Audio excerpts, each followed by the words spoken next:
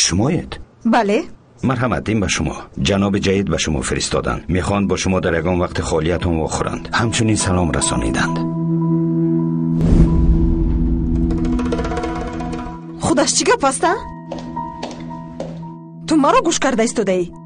استغفرالله گوید خانم لیسا، من از حاجت خانه برآمدم ولی حاضر نیتی رفتن دارم. خیلی خوب، شما را نمیدونم. یک چیز را گویم، من و اکای سمت زود اکنون وا میخوریم. با فکرم اکنون با شما هم زود وا میخوریم. همین طور؟ همین طور. بسیار میخوام رفته برآمد شما را تماشا کنم. من دیوانه سرود هستم. های، پس شما رو دیوانه نمی کنم. خوش مونید.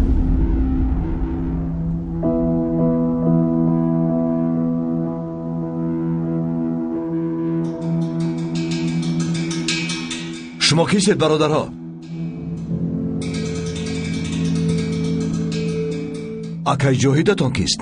مجاهد، من خودم حل میکنم، تو تشویش نکش. میلش گوش کنید اکا، این رو گرفته با خودتون برید. فهمیدید؟ ما یگان خیلی گول پول نمیگیریم. روید. ینگه اینها را بگیرید.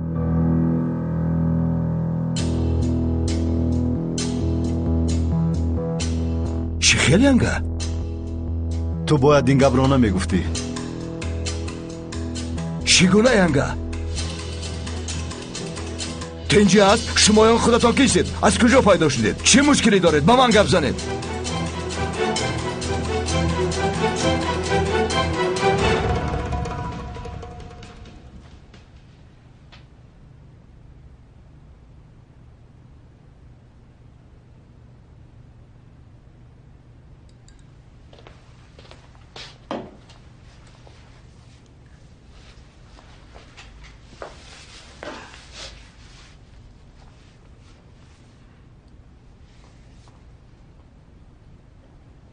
او در وقتهای مشکلی مرا میفهمید.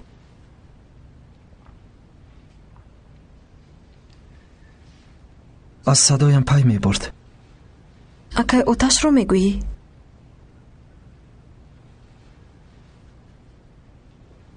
اگر عذرم میبود ما رو پی میبرد.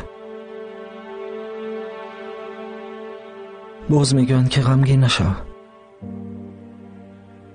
آتش نیست، من چطور غمگین نشوم؟ بعضا خود رو زیاد خسته احساس میکنم. مشکلهای خودمون کم است مگر؟ مشکلهای اجتماعی همون به شما رند.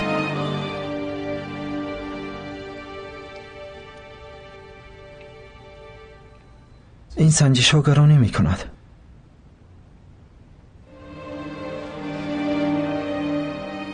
همین سنجش ها و مشکل ها تو رو باز هم پرقوت‌تر می گردانند فیض الله. سنجش ها هستند که تو مقصدی مبارزه حیات رو می فهمی. مشکل ها هستند که حیات شیرین است. درست می گویی مرولیدم، درست می گویی.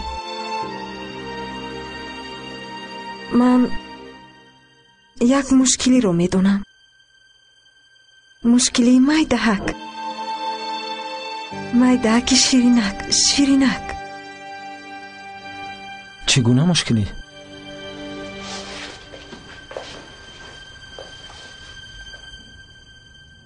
من کودکدار شدن می خواهم. زیاد شدن می خواهم. بگذار اهل اویله امون زیاد شود. جدی میگویی؟ در حقیقت فرزنددار شدن میخواهی؟ بله،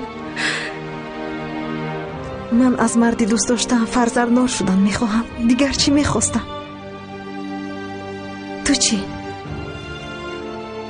من خوشبختترین مرد سیاره میگردم.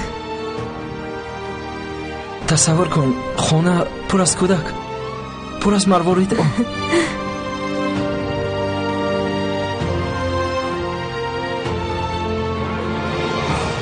باز چی شد؟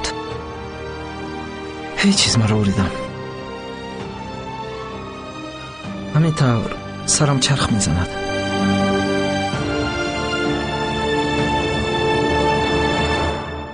گوش کنید.